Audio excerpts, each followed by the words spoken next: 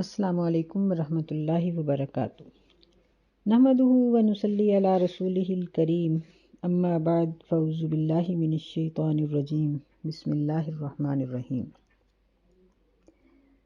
آج ہم حدیث نمبر 481 پڑھیں گے، جو سیدنا معاذ بن جبل رضی اللہ تعالیٰ عنہ سے مروی ہے۔ وعن معاذ بن جبل رضی اللہ تعالیٰ عنہ ان النبی صلی اللہ علیہ وسلم بعثہ الی الیمن۔ معاذ بن جبل رضی اللہ تعالیٰ عنہ فرماتے ہیں کہ بے شک نبی صلی اللہ علیہ وسلم نے ان کو یمن میں عامل مقرر کیا، یعنی زکوٰۃ اکٹھی کرنے کے لیے۔ فأمرہ ان یأخذ من کل 30 بقرۃ تبیعا او تبیعۃ، تو آپ نے حکم دیا کہ وہ ہر 30 گائیوں پر ایک سالہ مادہ گائے یا نر بچڑا وصول کریں۔ طبیعاً نر بچڑا اور طبیعتاً کا معنی مادہ گائے۔ وَمِن كُلِّ 40 مُسِنَّةً، اور ہر 40 کی تعداد پر 2 سالہ بچڑا، یعنی اگر گائیوں کی تعداد 30 کے حساب سے پوری ہوتی ہو، مثلا 90 ہیں تو 30 کی 3 ٹولیاں اور 3 بچڑے ہو جائیں گے، اور اگر وہ 40 سے تقسیم ہوتے ہوں، مثلا 80 ہیں یا 120 ہیں، تو پھر ان کے اوپر ہر 40 کے پیچھے ایک مسنہ، یعنی 2 دانتوں والا دوندا جس کو کہتے ہیں، یہ تقریباً 2 سال کا ہوتا ہے۔ وَمِن كُلِّ حَالِمٍ دِینَارًا، اور ہر غیر مسلم نوجوان سے 1 دینار ٹیکس وصول کریں۔ او ادلہ معافرین، یا اس کے بدلے میں معافری چادریں یا کپڑا لیا جائے۔ رواہ الخمسہ، اسے خمسہ نے روایت کیا ہے اور یہ احمد کے الفاظ ہیں۔ وحسنہ الترمذی، اسے ترمذی نے حسن کہا ہے۔ واشار الی اختلاف فی وصلہ، اور امام ترمذی رحمۃ اللہ علیہ نے اس کے موصول ہونے کے مختلف ہونے کی طرف اشارہ کیا ہے۔ وصححہ ابن حبان، ابن حبان نے اس کو صحیح کہا ہے اور حاکم نے بھی۔ تو یہ یعنی گائیوں کے بارے میں زکوٰۃ کا نصاب ہے، اور یہ متفق علیہ ہے۔ یہ بخاری اور مسلم کی روایات میں بھی ہے کہ یعنی ہر 30 پر ایک بکری، ایک گائے، اور یا پھر ہر 40 پر ایک 2 سالہ بچڑا جو ہے نا وہ لیا جائے گا۔ امام زہری رحمہ اللہ کی رائے ہے کہ گائیوں کو بھی اونٹوں کی طرح 5 گائیوں سے اس کی زکوٰۃ شروع کی جائے گی، لیکن مسلمہ بات یہی ہے کہ 5 سے نہیں، 30 سے ان کی زکوٰۃ شروع ہوگی، اور یہی زیادہ بہتر محسوس ہوتا ہے۔ اور پھر اس حدیث میں گائے کے نصاب کے ساتھ ساتھ غیر مسلم سے جزیہ وصول کرنے کا بھی حکم دیا گیا ہے، اور یعنی نبی صلی اللہ علیہ وسلم نے یہ فرمایا کہ مسلمان کے اوپر کسی قسم کا کوئی ٹیکس نہیں ہے، البتہ جو غیر مسلم نوجوان ہیں یعنی ان کے بھی بچوں کو اس سے مستثنیٰ کر دیا گیا ہے، اور نوجوانوں کے بارے میں کہا گیا کہ ہر نوجوان سے یا تو 1 دینار لیا جائے، یا پھر اتنی قیمت کی معافری چادریں لی جائیں، یا اسی طرح یعنی اس کے بدلے میں کچھ لیا جائے۔ تو یہ وہ غیر مسلم ہوتے ہیں جو ذمہ بن کے رہتے ہیں، جس طرح پاکستان میں عیسائی ہیں یا غیر مسلم جتنے بھی ہوں گے، ادھر سندھ کے علاقے کی طرف ہندو ہیں یا بعض علاقوں کی طرف یہودی ہیں، تو یہ سب ذمہ کہلاتے ہیں، اور ان پر حکومت ان کی ذمہ داری ادا کرتی ہے، ان کی حفاظت کرتی ہے اور ان کے اوپر ٹیکس لگاتی ہے۔ لیکن مسلمانوں کے اوپر کسی قسم کا شریعت نے کوئی ٹیکس نہیں لگایا، اور ٹیکس لینا اور یعنی وصول کرنے والے اور ان سب پہ نبی صلی اللہ علیہ وسلم نے لعنت بھی کی ہے، اور یہ بھی فرمایا ہے کہ جو ٹیکس وصول کرنے والے ہیں ان کو یعنی اللہ تعالیٰ کبھی بھی نہیں بخشے گا، الا کہ وہ اللہ تعالیٰ سے اس طرح سے معافی مانگیں کہ جس طرح کفر کی معافی مانگی جاتی ہے، تو پھر بھی یہ حقوق العباد میں آ جاتا ہے، تو اس کے بارے میں نبی علیہ السلام کی بڑی سخت وعید ہے۔ وعن عمرو بن شعیب عن ابیہ عن جدہ، سیدنا عمر بن شعیب اپنے باپ اور دادا سے روایت کرتے ہیں، قال قال رسول اللہ صلی اللہ علیہ وسلم، اور کہتے ہیں کہ رسول اللہ صلی اللہ علیہ وسلم نے فرمایا، تؤخذ صدقات المسلمین علی میاہہم، کہ مسلمانوں سے زکوٰۃ ان کے پانیوں پر جا کر لی جائے گی۔ رواہ احمد، اسے احمد نے روایت کیا ہے اور ابو داود نے، اور فرمایا کہ ولا تؤخذ صدقاتہم الا فی دورہم، یعنی ابو داؤد کے الفاظ یہ ہیں کہ ان سے زکوٰۃ وصول نہ کی جائے مگر ان کے گھروں میں جا کر۔ تو مطلب اس حدیث کا یہ تھا کہ عامل زکوٰۃ کو وصول کرنے کے لیے یا تو ان کے گھروں پر پہنچے یا پھر جہاں مویشیوں کو پانی پلاتے ہیں وہاں پہنچے۔ یعنی مطلب یہ تھا کہ جو جانوروں کے مالک ہیں ان کو تکلیف نہ پہنچے، بلکہ عامل، کیونکہ اتنے سارے جانور وہ لے کر کہاں پہنچیں گے کہ وہ عامل کو جا کر حساب دیں، تو عامل خود ان کے پاس جا کر ان کا حساب لے۔ اور نبی علیہ الصلوۃ والسلام نے زکوٰۃ وصول کرنے کے بارے میں لوگوں کو یہ وصیت فرمائی کہ جب تمہارے پاس ہمارے عامل آئیں تو انہیں خوش آمدید کہو، اور وہ جس طرح کا، یعنی جو بھی تمہارا معاملہ کریں اور جس طرح سے وہ تمہیں زکوٰۃ کا حکم دیں تو وہ ان کے ساتھ تعاون کرو اور ان کو پریشان نہ کرو۔ اور پھر عاملین کو بھی یہ وصیت کی گئی کہ وہ زکوٰۃ وصول کرنے کے لیے جائیں تو کسی قسم کا تحفہ قبول نہ کریں، بلکہ جو ان کی ضروریات ہیں، مثلاً اگر کھانے کا وقت ہے تو کھانا، یا اگر رات ٹھہرنے کی ضرورت پڑی ہے تو رات کے ٹھہرنے کا انتظام، یہ تو ہو سکتا ہے، لیکن ان کی آؤ بھگت اور ان کو تحفے تحائف دینا اور پھر ان تحفوں کے بدلے میں زکوٰۃ میں کمی بیشی کروانا یہ شرعی طور پر جائز نہیں ہے۔ اور عامل وہ ہوتے ہیں جن کو حکومت مقرر کرتی ہے، مطلب پھر وہی بات دوبارہ ذکر کی جاتی ہے کہ زکوٰۃ کا جو مسئلہ ہے یہ جس طریقے سے اب ہم دیتے ہیں، اب ہماری مجبوری ہے کیونکہ حکومت اس طرح کا کوئی انتظام نہیں کرتی، اور بعض اسلامی ملکوں میں ابھی بھی یہ سلسلہ موجود ہے کہ وہ لوگ اپنے قبیلے کی یا اپنے علاقے کی زکوٰۃ اکٹھی کرتے ہیں اور پھر مستحقین جو ہوتے ہیں ان کو اس طریقے سے زکوٰۃ دیتے ہیں کہ ان کو سٹینڈ کر دیتے ہیں۔ مثلاً کسی کو کاروبار ڈال دیا، یا اگر مکان نہیں ہے تو بجائے اس کے کہ ہر مہینے اس کو کچھ صدقہ زکوٰۃ دیا جائے کہ وہ اپنے مکان کا کرایہ دے، تو اسے بہتر ہے کہ سارے لوگ مل کے اس کو ایک مکان بنا دیں۔ تو اس طریقے سے زکوٰۃ کے بہترین نتائج۔ نبی ہریرہ رضی اللہ تعالیٰ عنہ، سیدنا ابو ہریرہ رضی اللہ تعالیٰ عنہ سے مروی ہے، قال کہتے ہیں، قال رسول اللہ صلی اللہ علیہ وسلم، رسول اللہ صلی اللہ علیہ وسلم نے فرمایا، لیس علی المسلم فی عبدہ ولا فی فرسہ صدقہ، کہ مسلمان کے غلام پر زکوٰۃ نہیں ہے اور نہ ہی اس کے استعمال کے گھوڑے پر زکوٰۃ ہے۔ رواہ البخاری، اسے بخاری نے روایت کیا ہے، اور مسلم میں ہے لیس فی العبد صدقۃ، کہ اس کے غلام میں زکوٰۃ نہیں ہے، الا صدقۃ الفطر، مگر صدقہ فطر یعنی فطرانہ۔ تو اس حدیث سے یہ بات ثابت ہوئی کہ استعمال کے غلام اور اپنے گھوڑے، استعمال کے گھوڑے پر زکوٰۃ نہیں ہے۔ اگر کوئی غلاموں کی یا گھوڑوں کی تجارت کرے گا تو ان پہ زکوٰۃ ہوگی، اور وہ یعنی ان کی رقم کے حساب سے ہی حساب کیا جائے گا۔ تو اپنی سواری کے لیے چاہے ایک ہو گھوڑا یا زیادہ ہوں، مثلاً ایک گاڑی، دو گاڑیاں، ایک موٹر سائیکل، دو موٹر سائیکلیں، بعض گھروں میں چار چار ہوتی ہیں، تو ان پر زکوٰۃ نہیں ہے۔ جو بھی چیز اپنے استعمال کے لیے ہوگی اس پر زکوٰۃ نہیں ہے، اور جو استعمال کے علاوہ ہے تجارت کے لیے اس کے اوپر زکوٰۃ ہوگی۔ وعن بہز بن حکیم عن ابیہ عن جدہ، بہز بن حکیم اپنے باپ اور دادا سے روایت کرتے ہیں، کہتے ہیں، قال رسول اللہ صلی اللہ علیہ وسلم، کہ رسول اللہ صلی اللہ علیہ وسلم نے فرمایا، فی کل صائمۃ ابل فی 40 بنت لبون، کہ جو چارہ چرنے والے اونٹ ہیں ان میں ہر 40 پر ایک 2 سالہ اونٹنی، بنت لبون یعنی 2 سالہ اونٹنی دی جائے گی۔ لا تفرق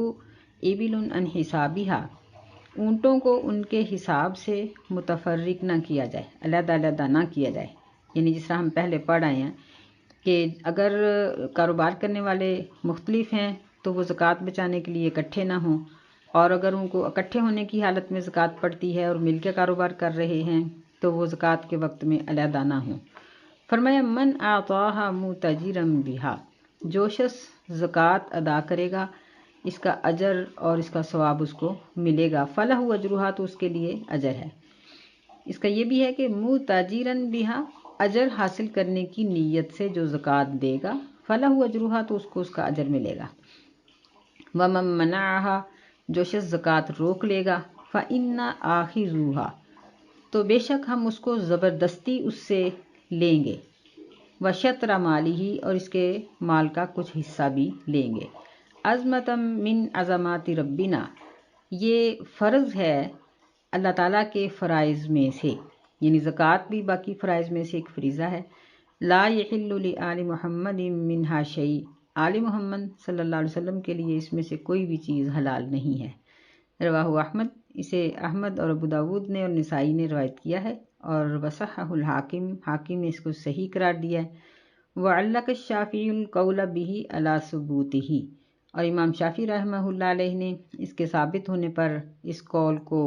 معلق قرار دیا ہے۔ تو اس میں جو 40 اونٹوں کا ذکر ہے کہ ان پر ایک بنت لبون ہے، تو اس کا مطلب یہ ہے کہ جس طرح ہم پہلے سیدنا انس رضی اللہ عنہ کی حدیث پڑھائیں کہ اس میں بھی یہ ذکر ہے کہ جب اونٹوں کی تعداد اتنی ہو جائے کہ ان کو 40 پر تقسیم کیا جا سکے، مثلا 120 ہیں تو 40 کی 3 ٹولیاں اس کی بنا کر ان پر بنت لبون، 3 بنت لبون زکوٰۃ لی جائے گی۔ اگر 40 ہے تو 1 بنت لبون، اور اگر 80 ہیں تو 2، اگر 120 ہیں تو 3 ہو جائیں گے۔ تو اس میں یہ تھا کہ جب یعنی 36 سے 45 کے مابین ہوں، تو یعنی وہاں تھوڑا انداز میں فرق ہے، اور یہاں اسی بات کو ذکر کیا گیا ہے کہ 40 اونٹوں کے اوپر ایک بنت لبون ہے۔ اور پھر دوسرا اس حدیث میں یہ ذکر ہے کہ یعنی اگر متفرق ہیں کاروبار کرنے والے تو زکوٰۃ کے ڈر سے اکٹھے نہ ہوں، بلکہ سارا سال جو کیفیت رہی ہے وہی رکھیں، اور اس کیفیت کو اپنی کو بدلیں نہیں۔ شطرہ مالی ہی کا مطلب یہ بیان ہے کیا گیا ہے کہ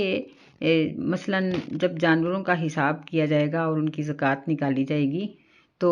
جو جانور کمزور ہیں یا دوسرے تیسرے ہر قسم کے جانوروں کو مکس کر کے لیا جائے گا۔ مثلا اگر کچھ جانور کمزور ہیں، کچھ موٹے ہیں، اور زکوٰۃ میں ایک سے زیادہ جانور دینے ہیں، تو کچھ کمزور لے لیے جائیں گے اور کچھ موٹے تازے لے لیے جائیں گے۔ پھر اس میں یہ ذکر کیا گیا ہے کہ یہ اللہ تعالیٰ کے فرائض میں سے ہے، اور زکوٰۃ آل محمد کے لیے حلال نہیں ہے۔ تو آل محمد سے مراد بنو ہاشم، بنو عبد المطلب بن عبد مناف وغیرہ یہ سارے ہی ہیں کہ ان کے لیے اولاد زکوٰۃ جو ہے نا وہ جائز نہیں ہے۔ یعنی اس میں بنو ہاشم میں سیدنا علی رضی اللہ عنہ کی اولاد، سیدنا عباس رضی اللہ عنہ کی اولاد، عقیل کی اولاد، اسی طرح حارث بن عبد المطلب کی اولادیں، یہ سب اس میں آج بھی اگر ان کی نسل کے ساتھ کوئی متعلق ہے تو وہ زکوٰۃ نہیں لے سکتا، اور یہی لوگ سید کہلوانے کے حقدار ہیں، دوسرے نہیں۔ وعن علی رضی اللہ تعالی عنہ، سیدنا علی رضی اللہ تعالی عنہ سے روایت ہے، قال قال رسول اللہ صلی اللہ علیہ وسلم، کہتے ہیں کہ رسول اللہ صلی اللہ علیہ وسلم نے فرمایا، اذا كانت لك 100 درہم وحال علیہ الحول، جب تیرے پاس 200 درہم ہوں اور ان پر 1 سال گزر جائے، ففیہا 5 دراہم، تو ان میں 5 درہم زکوٰۃ ہے، ولیس علیک شیء حتی یکون لک 20 دینار، اور سونے کے بارے میں تمہارے اوپر کوئی زکوٰۃ نہیں یہاں تک کہ یکون لک، تیرے پاس 20 دینارا 20 دینار ہوں، وحال علیہ الحول، اور اس پر 1 سال گزر جائے، ففیہا نصف دینار، تو اس میں آدھا دینار زکوٰۃ ہے، فما زادہ، جو سونا اور چاندی اس سے زیادہ ہوگا، فبحساب ذالک، پس اسی حساب سے اس پر زکوٰۃ دی جائے گی۔ ولیس فی مال زکوٰۃ حتی یحول علیہ الحول، اور تمہارے اوپر کسی بھی مال میں زکوٰۃ نہیں ہے یہاں تک کہ 1 سال پورا گزر جائے۔ رواہ ابو داود، اسے ابو داود نے روایت کیا ہے، وہو حسن، یہ حسن ہے، وقد اختلفوا فی رفعہ، اور اس کے مرفوع ہونے میں اختلاف ہے، وللترمذی، اور ترمذی میں جو روایت ہے وہ عن ابن عمر رضی اللہ تعالی عنہما سے ہے، اس کے الفاظ یہ ہیں کہ من استفاد مالا فلا زکوٰۃ علیہ، جو شخص کسی مال سے فائدہ اٹھائے یعنی استعمال کرے اس پر زکوٰۃ نہیں، حتی یحول علیہ الحول، یہاں تک کہ اس پر 1 سال گزر جائے، والراجح وقفہ، اور یہ روایت موقوف ہے۔ تو اس میں یعنی یہ 2 چیزیں بیان کی گئیں، ایک تو زکوٰۃ کا نصاب بیان کیا گیا، اور دوسرا یہ بتایا گیا ہے کہ اس کا وقت کب ہے، یعنی واجب کب ہوتی ہے۔ تو اس پر وقت کے بارے میں فرمایا کہ وحال علیہ الحول، جب 1 سال گزر جائے، اور یہ سال اسلامی ہوگا، انگریزی سال نہیں، جنوری فروری کے حساب سے نہیں، محرم سفر کے حساب سے ہوگا۔ تو مسلمان کو چاہیے کہ جب بھی کوئی مال حاصل کرے تو اس کے اوپر وہ اس کی تاریخ اور اس کا مہینہ کم از کم یاد رکھے کہ کس مہینے میں اس نے یہ مال لیا تھا، پھر اسی اگلے سال اسی مہینے اسی تاریخ کو اس کے اوپر زکوٰۃ اس کی واجب ہو جائے گی۔ تو جو اس کا نصاب ہے وہ چاندی کے بارے میں فرمایا کہ 200 درم ہوں، اگر اسے کم ہے تو اس پر زکوٰۃ نہیں ہے۔ تو درم جو ہوتا ہے نا، 1 درم کا وزن تقریباً 3 ماشے ہوتا ہے، تو احتیاطاً یہ 52.5 تولے چاندی ہے، اور سونے کا نصاب 20 دینار بتایا گیا ہے۔ تو اس میں یعنی 1 دینار جو ہوتا ہے وہ 20 مسکال کا ہوتا ہے، یہ ایک عربی پیمانہ ہے، یعنی 90 ماشے، یہ تقریباً 7.5 تولے سونا بنتا ہے۔ تو اس حدیث میں یہ ذکر ہے کہ جو اس سے زیادہ ہوگا اس پر اسی کے حساب سے زکوٰۃ دی جائے گی، یعنی یہ مطلب نہیں ہے کہ 7.5 تولے پھر 7.5 تولے پھر 7.5 تولے، نہیں، 7.5 تولے سے زکوٰۃ شروع ہو جائے گی۔ اب اس کے پاس 8 تولے ہے یا 9 تولے ہے یا 9.5 ہے یا 10 ہے یا 20 ہے یا 100 ہے، ہر ایک کے اوپر زکوٰۃ ہوگی۔ اور اس کا طریقہ یہ ہوگا کہ جس دن زکوٰۃ دینی ہے اس دن ہم نیٹ سے معلوم کر سکتے ہیں کہ اس کی قیمت کیا ہے 1 تولے کی، اس کے حساب سے قیمت بنائیں اور 40 سے اس کو تقسیم کریں، جو اس کا حاصل جواب آئے گا وہ رقم زکوٰۃ کی ہے۔ اگر کوئی شخص فوراً نہ بھی دے سکے تو کم از کم اس کو لکھ کے رکھ لے اور چند دنوں کے اندر اس کو کوشش کرے کہ پہلی فرصت میں دے دے۔ تو یہ زکوٰۃ جو ہے یہ واجب ہے زیورات پر بھی، اور اگر ہم نے سونا چاندی لے کے رکھا ہوا ہے تو اس پر بھی۔ اگر ہمارے پاس کاغذ کے روپے ہیں، سکے ہیں، تو ان کے اوپر بھی زکوٰۃ واجب ہے۔ تو اب مسئلہ یہ ہے کہ سکوں کو کس حساب سے دیکھا جائے، اس میں علماء کا اختلاف ہے کہ روپیہ جو ہے وہ سکے کی شکل میں ہو یا کاغذ کی شکل میں ہو تو اس کا نصاب کیا ہوگا، سونا یا چاندی، کس کے برابر اس کو سمجھا جائے گا۔ تو حقیقت تو یہی ہے کہ جب نبی صلی اللہ علیہ وسلم کے زمانے میں زکوٰۃ مقرر کی گئی تھی تو اس وقت سونے چاندی کا یہ جو نصاب ہے یعنی 52.5 تولے اور 7.5 تولے کی قیمت ایک تھی۔ جتنے پیسوں میں 52.5 تولے چاندی آتی تھی اتنے پیسوں میں ہی 7.5 تولے سونا آ جاتا تھا، دونوں کی قیمت برابر تھی۔ اب بہت فرق ہے، اور جو حکومتیں پیسے بینکوں میں جمع کرواتی ہیں یا نوٹ شائع کرتی ہیں وہ ہوتا تو سونے کے حساب سے ہے، لیکن سونے کی تو زکوٰۃ اگر دیکھی جائے تو اب تو پھر بہت سارے لوگ زکوٰۃ سے مستثنیٰ ہیں۔ تو چاندی کے حساب سے زکوٰۃ کم پیسوں پر بنتی ہے اور سونے کے حساب سے زیادہ پیسوں پہ زکوٰۃ بنتی ہے۔ تو اکثر علماء نے پھر روپوں کا جو نصاب ہے وہ چاندی مقرر کیا ہے، یعنی اگر کسی کے پاس اتنے پیسے ہیں کہ وہ 52.5 تولے چاندی کی قیمت کو پہنچ سکتے ہیں، اتنی چاندی ان سے خریدی جا سکتی ہے، یہ لاکھ کے آگے پیچھے ہی ہوتا ہے، تو ان کے اوپر 1 سال گزرنے کے بعد زکوٰۃ ہوگی۔ اگر وہ سال کے اندر اندر پیسے آئے اور ختم ہو گئے تو ان پر زکوٰۃ نہیں ہے۔ ہاں البتہ اگر پیسے اور بھی ساتھ ملتے رہے تو فرض کریں کہ کسی نے محرم میں پیسے لیے ہیں اور اگلے محرم میں اس کے پاس جتنے پیسے ہوں گے، مثلاً 2 لاکھ ہے، 4، 10 جتنا بھی ہے اس پر زکوٰۃ دے گا، اور درمیان میں سال کے درمیان میں جتنا آیا اور کھایا پیتا جاتا رہا تو اس کے اوپر زکوٰۃ نہیں ہے۔ الحمدللہ اللہ تعالیٰ نے اس مشقت میں ہمیں نہیں ڈالا۔ وعن علی رضی اللہ تعالیٰ سیدنا علی رضی اللہ تعالیٰ عنہ سے روایت ہے، قال لیس فی البقر العوامل صدقۃ، وہ کہتے ہیں کہ کام کرنے والے بیلوں پر صدقہ نہیں ہے، زکوٰۃ نہیں ہے۔ رواہ ابو داود والدارقطنی، اسے ابو داود نے اور دارقطنی نے اسے روایت کیا ہے۔ والراجح وقفہ ایضاً، اس کا بھی موقوف ہونا ترجیح ہے، اس کی ترجیح دی گئی ہے۔ تو اس حدیث سے یہ بات معلوم ہوئی کہ جو جانور کام کے لیے رکھے جاتے ہیں، مثلاً کھیتوں کے لیے یا دیہاتوں میں کنووں سے پانی نکالا جاتا ہے یا اپنے گھر کے کسی کام کاج کے لیے بیل رکھا گیا ہے، تو اس کے اوپر زکوٰۃ نہیں ہے۔ اگر تجارت کے لیے ہے تو پھر ہے۔ اس میں ہمارے لیے شہروں میں رہنے والوں کے لیے یہ سہولت ہوئی کہ جو مشینری ہے نا اس پر زکوٰۃ نہیں ہے۔ اب فرض کریں کہ کوئی شخص کروڑوں روپے لگا کر فیکٹری بناتا ہے تو اس کے ان کروڑوں روپوں پر زکوٰۃ نہیں ہوگی الحمدللہ، بلکہ اس مشینری سے وہ جتنا آگے سامان تیار کرے گا اور اگر وہ رقم اس کے پاس سال بھر موجود رہے، یعنی ہر سال کے اختتام پر جتنی رقم اس کے پاس ہوگی اس کے اوپر گن کے حساب کر کے زکوٰۃ دی جائے گی۔ یہ بات اچھی طرح سے یاد رکھنی چاہیے کہ زکوٰۃ بغیر گنے بغیر حساب کیے نہیں نکلتی، اس کو حساب کے ساتھ ہی دینا چاہیے۔ ہمارے دکاندار لوگ 100 200 سوٹ دے دیتے ہیں، تھان دے دیتے ہیں، اس طرح تو یہ زکوٰۃ نہیں نکلتی، یہ عام صدقہ ہے۔ زکوٰۃ کا حساب کیجئے اور پھر اس کے جو حقدار ہیں ان کو بھی تلاش کرنا ضروری ہے۔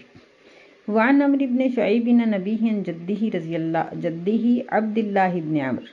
عمر بن شعیب اپنے باپ سے روایت کرتے ہیں اور وہ اپنے دادا عبداللہ بن عمر سے روایت کرتے ہیں ان رسول اللہ صلی اللہ علیہ وسلم قال، بے شک رسول اللہ صلی اللہ علیہ وسلم نے فرمایا، من ولی یتیما لہ مال، جو شخص کسی یتیم کا والی بنے، یعنی اس کے پاس کچھ یتیم ہوں اور ان یتیم بچوں کا مال ہے، فلیتجر لہ، تو اسے چاہیے کہ اس مال میں سے تجارت کرے، کاروبار کرے، ولا یترکہ حتی تاکلہ الصدقہ، اور اس کے مال کو یوں ہی نہ چھوڑ رکھے یہاں تک کہ اس کو زکوٰۃ کھا جائے۔ یعنی اس سے پتہ چلتا ہے کہ یتیم کے مال پر بھی زکوٰۃ ہے، اور زکوٰۃ کھا جائے کا مطلب یہ ہے کہ جب وہ اس میں سے زکوٰۃ دیتا رہے گا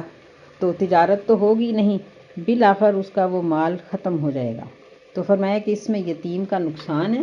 بہتر یہ ہے کہ اس کو تجارت پر لگا دو، کاروبار پر اس کے سامان کو لگا دو تاکہ نفع بھی آتا رہے اور زکوٰۃ بھی جاتی رہے۔ بہرحال مال اپنا ہو یا یتیم کا ہو، اس کے اوپر زکوٰۃ لازمی ہے۔ وَلَهُ شَاهِدٌ مُرْسَلٌ عِنْدَ الشَّافِعِی، یہ حدیث جو ہے اس کو ترمذی نے روایت کیا ہے، دارقطنی نے روایت کیا ہے، اس کی سند ضعیف ہے اور اس کے گواہ ہیں جو مرسل ہیں شافعی کے نزدیک۔ بہرحال یہ قابل عمل ہے یہ حدیث۔ وعن عبداللہ بن ابی اوفیٰ رضی اللہ تعالیٰ عنہ، عبداللہ بن ابی اوفیٰ رضی اللہ تعالیٰ عنہ سے روایت ہے، کہتے ہیں کہ کان رسول اللہ صلی اللہ علیہ وسلم اذا اتاہ قوم، کہ بے شک جب نبی صلی اللہ علیہ وسلم کے پاس کوئی قوم آتی بصدقاتہم، اپنی زکوٰۃ لے کر، تو آپ فرماتے کہ اللہم صلی علیہم، اے اللہ ان پر اپنا رحم نازل فرما۔ متفق علیہ، یہ حدیث بخاری اور مسلم کی ہے۔ تو اس حدیث سے ہمیں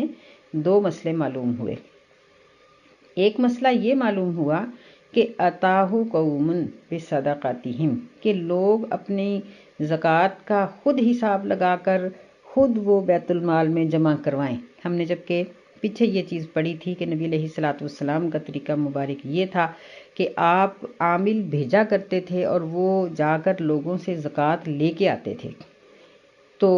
وہ طریقہ بھی ٹھیک ہے۔ اور اگر کسی بھی قبیلے کا یا کسی بازار کا کوئی ایک شخص سارے بازار یا سارے قبیلے یا ایک فیملی کی زکوٰۃ اکٹھی کر کے خود بیت المال میں پہنچا دے یا تقسیم کر دے تو یہ بھی ٹھیک ہے۔ تو دوسرا مسئلہ یہ معلوم ہوا کہ جب کوئی زکوٰۃ دینے کے لیے آتا، جمع کرانے کے لیے، تو نبی صلی اللہ علیہ وسلم اس کے لیے رحمت کی دعا کرتے تھے۔ حالانکہ آپ پر تو زکوٰۃ حرام تھی، بلکہ ایک بوجھ تھا کہ ساری زکوٰۃ کا حساب کرنا، لوگوں کو دینا، یہ بڑی ایک مشقت ہوتی ہے، لیکن اس میں ایسا کرنے والے کے لیے اللہ تعالیٰ نے اجر رکھا ہے۔ اور نبی علیہ السلام کو یہ حکم دیا تھا کہ آپ ان کے لیے دعا کریں، فرمایا خذ من اموالہم صدقۃ تطہرہم وتزکیہم بہا وصلی علیہم، کہ ان کے لیے دعائے رحمت کرو۔ تو نبی صلی اللہ علیہ وسلم دعا کرتے تھے۔ تو آج ہمیں بھی چاہیے کہ کوئی کسی مسجد یا مدرسے کا اگر متولی ہے تو وہ جو لوگ زکوٰۃ لے کے آتے ہیں ان کے لیے وہ دعا کرے برکت کی۔ اگلی حدیث سیدنا علی رضی اللہ تعالیٰ عنہ سے ہی مروی ہے۔ ان العباس سأل النبی صلی اللہ علیہ وسلم فی تعجیل صدقاتہ قبل ان تحل، کہ سیدنا عباس رضی اللہ تعالیٰ عنہ جو نبی علیہ السلام کے چچا تھے، انہوں نے نبی علیہ السلام سے پوچھا فی تعجیل صدقاتہ، زکوٰۃ پہلے ادا کرنے کے بارے میں، جلدی ادا کرنا، یعنی ابھی وہ فرض تو ہونی ہے محرم میں، لیکن کوئی شخص اس کو ذی الحجہ میں یا اس سے پہلے ادا کرنا چاہے، کوئی ضرورت مند سامنے آ جائے تو وہ کیا کرے؟ فرخص لہ فی ذالک، تو نبی صلی اللہ علیہ وسلم نے اس کو ایسا کرنے کی رخصت دی۔ تو اس سے ہمیں یہ معلوم ہوا کہ زکوٰۃ فرض تو سال گزرنے کے بعد ہی ہوتی ہے، لیکن اگر کوئی ضرورت مند سامنے آ جائے تو اس کو پہلے بھی دی جا سکتی ہے۔ یہ ایک زکوٰۃ کے معاملے میں یہ یعنی علیحدہ سا ہی ایک موقف ہے، اور اللہ تعالیٰ کی اور اس کے رسول صلی اللہ علیہ وسلم کی طرف سے ہمیں اجازت ہے، ورنہ باقی عبادات وقت سے پہلے نہیں ہو سکتی۔ مثلاً کوئی شخص نماز پہلے پڑھ لے، یا رمضان سے پہلے ہی اس کے روزے رکھ لے، یا حج سے پہلے کسی اور مہینے میں حج کر لے، تو ایسے نہیں ہو سکتا۔ لیکن یہ اللہ تعالیٰ کی طرف سے دی ہوئی ایک رخصت ہے حقوق العباد کی آسانی کے لیے، کہ اگر کسی بندے کو اتنی سخت ضرورت ہے کہ وہ بیچارہ کسی مصیبت میں پھنسا ہوا ہے، تو اسے رمضان کا یا اسے مقررہ مدت کا انتظار نہ کروائیں، بلکہ جب اس کو ضرورت ہے تو اس کو دے دیں اور اپنے پاس حساب لکھ لیں کہ یہ میں نے فلاں سال کی زکوٰۃ دی ہے۔ اللہ تعالیٰ ہمیں توفیق دے کہ ہم اپنے مالوں کو زکوٰۃ ادا کر کے پاک کریں، تاکہ ہماری اولادیں اور ہماری آنے والی نسلیں اسلام کے اندر پختگی اختیار کر سکیں۔ آمین یا رب العالمین۔ السلام علیکم ورحمۃ اللہ وبرکاتہ۔